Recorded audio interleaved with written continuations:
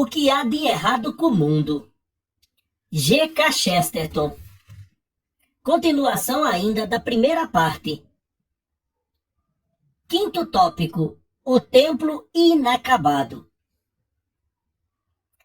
A tarefa dos idealistas modernos tornou-se-lhe muito mais fácil pelo fato de sempre lhes terem ensinado que, se algo foi derrotado, foi refutado.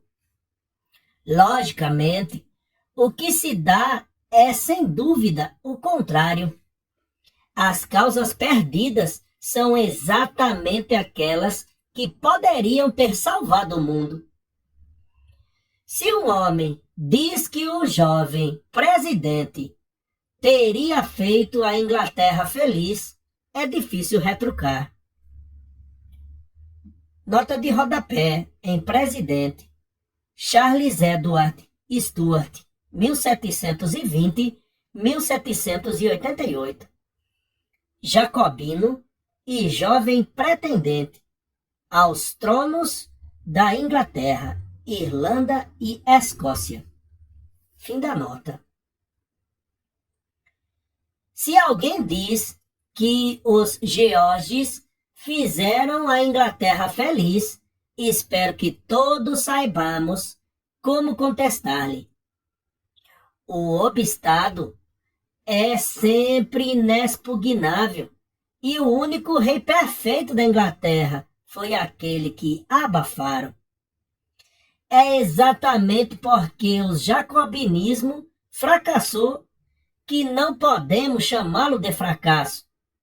É precisamente porque a comuna ruiu como rebelião que não podemos dizer que ruiu como sistema.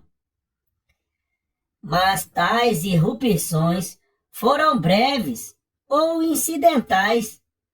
Pouca gente se dá conta de quantos esforços tremendos, quantos fatos que rechearão a história foram frustrados em seu máximo desígnio e chegaram-nos como gigantes aleijados. Com o espaço que tenho, só posso aludir aos dois fatos mais grandiosos da história moderna: a Igreja Católica e o desenvolvimento moderno que teve por raiz a Revolução Francesa. Quando 4 cavaleiros espalharam o sangue e os miolos de São Tomás Becket, não o fizeram somente por raiva, mas porque tinham por ele uma espécie de admiração negra. Desejavam seu sangue, mas desejavam ainda mais seus miolos. Tal assalto permanecerá eternamente incompreensível, a menos que saibamos o que os miolos de São Tomás pensavam logo antes de os espalharem pelo chão. Pensavam na grandiosa concepção medieval da Inglaterra, como juíza do mundo. Becket opunha-se até a que um sacerdote fosse julgado pelo chefe do judiciário.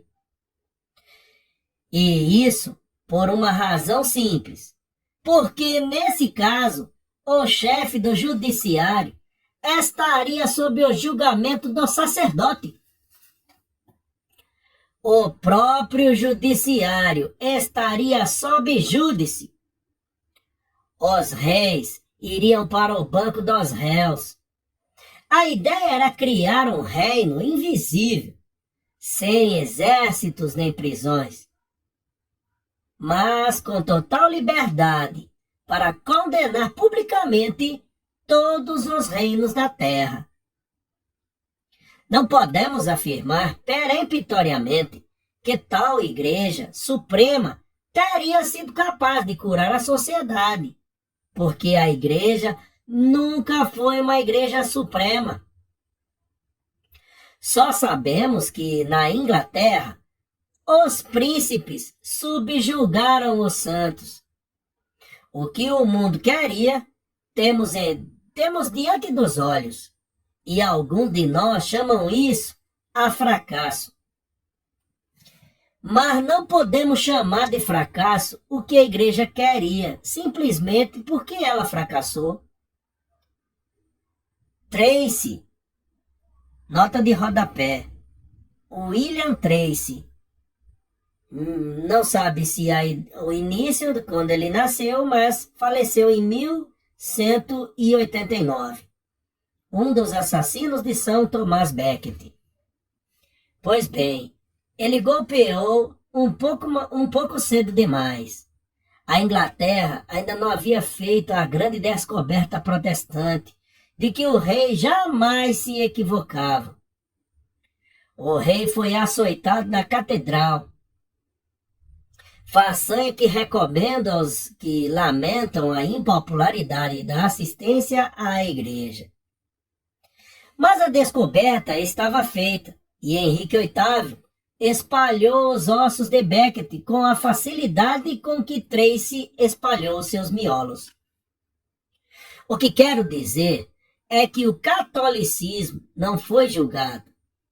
Muitos católicos foram julgados. Muitos foram condenados. A questão é que o mundo nunca se cansou do ideal da igreja, mas somente de sua realidade. Os mosteiros não foram impugnados pela castidade dos monges, senão pela falta dela. A cristandade não teve sua impopularidade devida à humildade, senão à arrogância dos cristãos. Se a Inglaterra fracassou, por certo que os membros da igreja tiveram a maior parte da culpa. Mas, ao mesmo tempo, elementos hostis já haviam despedaçando muito antes de seus membros adquirirem a capacidade de fazê-lo por si mesmos. Pela natureza das coisas, ela necessitava de um plano de vida e pensamento comum na Europa. Mas o sistema medieval começou a dissolver-se intelectualmente, muito antes que a igreja desse os primeiros sinais de uma dissolução moral. As primeiras grandes heresias, como a dos albingenses, não podiam alegar mínima superioridade moral. E é fato que a reforma já despedaçava a Europa muito antes de a Igreja Católica ter tempo para juntar os pedaços. Os prussianos, por exemplo, não se converteram ao catolicismo, senão às vésperas da reforma. As pobres criaturas mal tiveram tempo de se tornar católicas e lhes vieram pregar, tornar-se protestantes. Isso explica boa parte de sua conduta subsequente. Mas só tomei isso como um primeiro e mais evidente caso para ilustrar uma verdade geral. Os grandes ideais do passado fracassaram não porque tenhamos sobrevivido a eles, mas porque não foram vividos o bastante. A humanidade não transpôs a Idade Média. Fugiu dela em debandada. O ideal cristão não foi julgado e considerado deficiente. Foi considerado difícil e deixado injulgado. Deu-se o mesmo no caso da Revolução Francesa. Boa parte de nossa atual perplexidade procede do fato que a Revolução Francesa foi meio exitosa, meio fracassada. Num sentido, Valmy foi a batalha decisiva do Ocidente. Noutro, foi o Trafalgar. Na verdade, destruímos as tiranias que se estendiam pelos vários e mais vastos territórios e criamos um campesinato livre em quase todos os países cristãos, com exceção da Inglaterra, da qual falaremos dentro em pouco. Mas o governo representativo, a relíquia universal, é um fragmento muito pobre de todo o ideal republicano. A teoria da Revolução Francesa pressupunha duas coisas no governo, coisas que alcançou em sua época, mas que certamente não legou a seus imitadores na Inglaterra, na Alemanha e na América. A primeira delas era o ideal da pobreza honrosa. Um estadista deveria ser algo estoico. A segunda era o ideal da publicidade extrema. Muitos imaginativos, escritores ingleses, inclusive Carlyle, parecem incapazes de imaginar como homens como Robespierre e Marat eram ardentemente admirados. A melhor resposta é que eram admirados por serem pobres, quando poderiam ter sido ricos. Ninguém pretenderá que esse ideal exista na Baute politique de nosso país. Na verdade, a reivindicação nacional de incorruptibilidade política baseia-se no argumento oposto, na teoria de que os homens ricos que ocupam posições seguras não sentirão tentados às fraudes financeiras. Não estou inquirindo agora que a história de aristocracia inglesa, do saque dos mosteiros à anexação das minas, confirma plenamente essa teoria. Mas não há dúvida de que a riqueza é uma proteção contra a corrupção política. O estadista inglês é subornado para não ser subornado. Ele nasce com uma colher de prata na boca, a fim de mais tarde não aparecer com uma no bolso. É tão forte nossa fé na proteção dada pela plutocracia que cada vez mais vemos confiando nosso império às mãos de famílias que herdam fortuna, sem berço nem bons modos. Algumas de nossas linhagens políticas não passam de estirpes, de novos ricos. Legam a vulgaridade como legam um brasão. No caso de muitos dos novos estadistas, dizem que nasceram com uma colher de prata na boca. É um tempo inadequado e excessivo.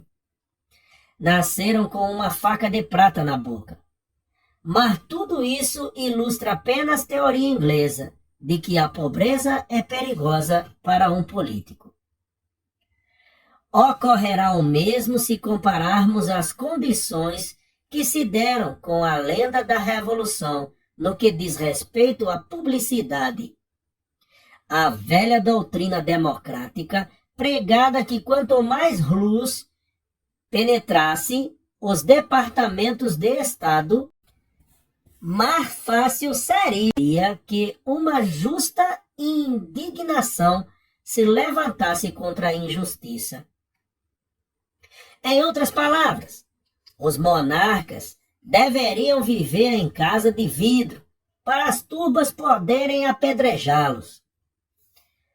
Novamente, nenhum admirador da atual política inglesa, se é que existe algum admirador atual da política inglesa, terá a pretensão de dizer que esse ideal de publicidade foi esgotado, ou sequer que já tentou pô-lo em prática.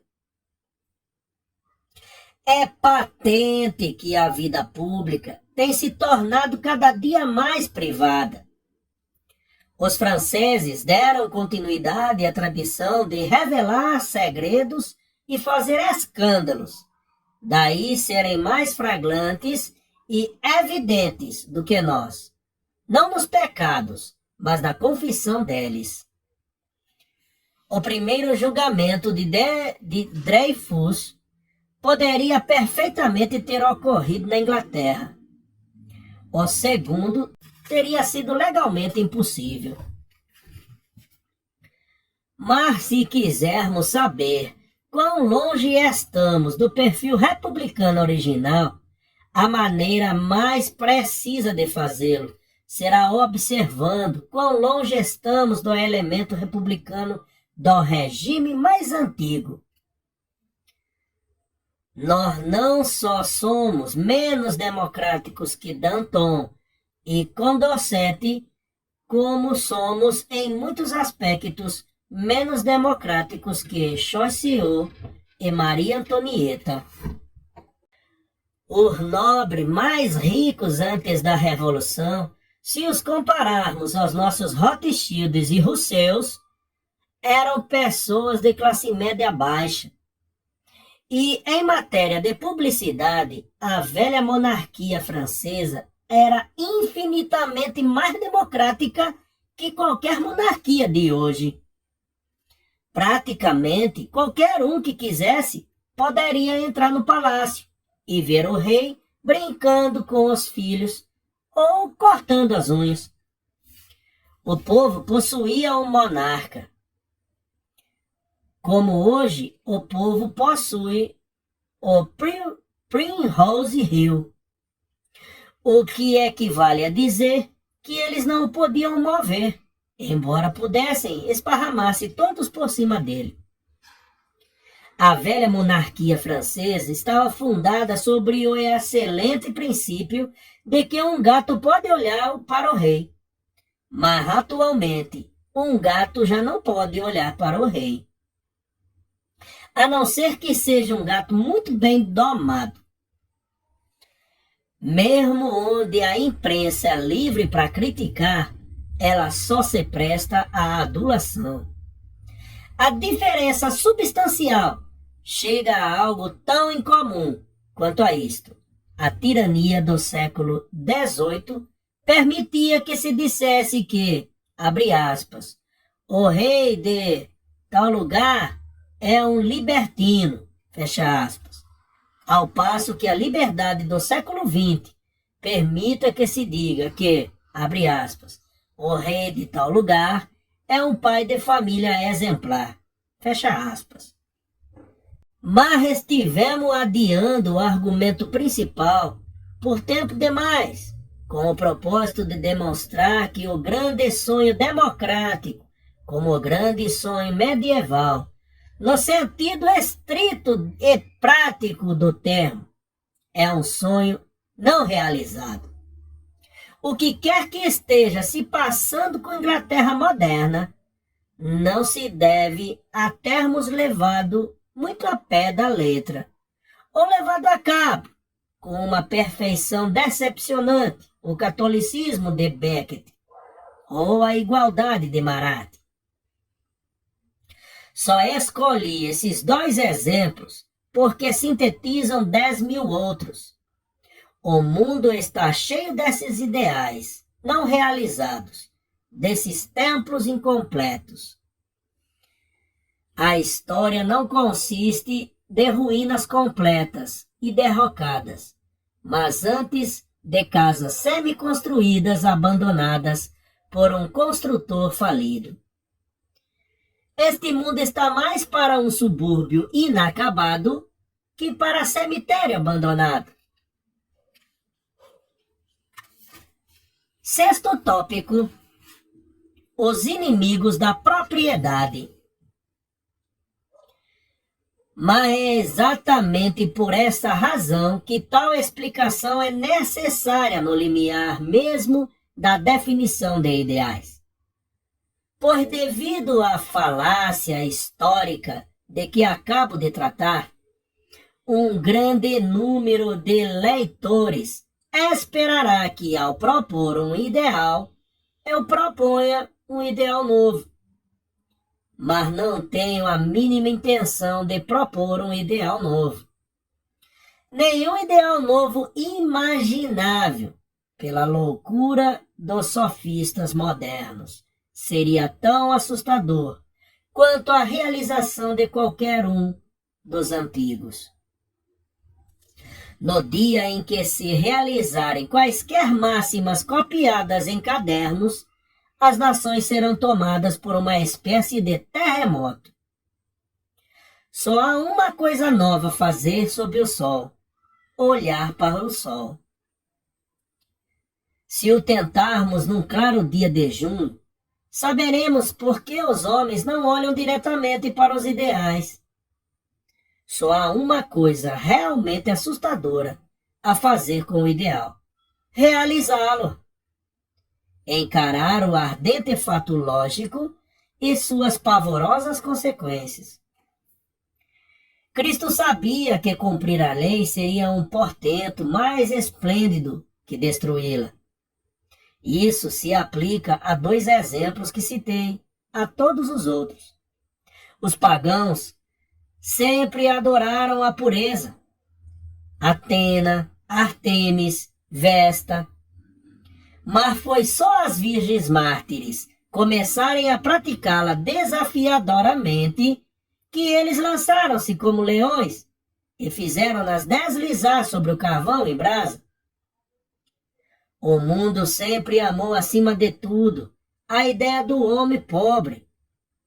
Prova disso são todas as lendas de Cinderela, de Whittington e de todos os poemas, do Magnificat à Marselhesa. Os reis não ficaram furiosos com a França porque ela concebeu esse ideal, mas porque ela o concretizou. José da Áustria e Catarina da Rússia concordavam que o povo deveria governar. Mas qual não foi seu horror quando o povo de fato fez? A Revolução Francesa é, pois, o modelo de toda a revolução genuína, já que seu ideal é tão velho quanto o velho Adão, mas sua realização é quase tão fresca, tão milagrosa e tão nova quanto a Nova Jerusalém. Mas no mundo moderno, confrontamos-nos principalmente com o extraordinário espetáculo das pessoas acercando-se de novos ideais, porque ainda não experimentaram os velhos. Os homens não se cansaram do cristianismo. Eles nunca acharam o cristianismo suficiente para se cansarem dele. Os homens nunca se fartaram da justiça política. Fartaram-se de esperar por ela. Assim sendo, para fins deste livro, proponho tornar um só desses velhos ideais, mas um que talvez seja mais velho. Tomo o princípio da domesticidade, a casa ideal, a família feliz, a sagrada família da história. Por ora, basta dizer que, assim como a Igreja e a República, esse princípio vem sendo atacado, especialmente neste momento, por quem nunca o conheceu ou por quem falhou em realizá-lo. Um sem número de mulheres modernas rebelaram-se em tese contra a domesticidade, porque jamais a conheceram na prática. Bandos de pobres são levados para casas de trabalho, sem jamais terem conhecido a casa. Em termos gerais, a classe culta está gritando para que a deixem sair do lar decente, enquanto a classe trabalhadora está berrando para que a deixem entrar. Mas se tomarmos essa casa ou lar como critério, poderemos estabelecer de maneira muito genérica os alicerces espirituais, ou a ideia. Deus é aquele que pode produzir algo a partir do nada. O homem, e isso podemos dizer com toda sinceridade, é aquele que pode produzir algo a partir de qualquer coisa. Em outras palavras, Enquanto a alegria de Deus pode estar na criação ilimitada, a alegria especial do homem está na criação limitada, na combinação entre criação e limites. É por esta razão que o prazer do homem está em possuir condições, mas também em ser parcialmente possuído por elas, parcialmente controlado pela flauta que toca ou parcialmente controlado pela terra que escava. A excitação está em tirar o máximo de determinadas condições.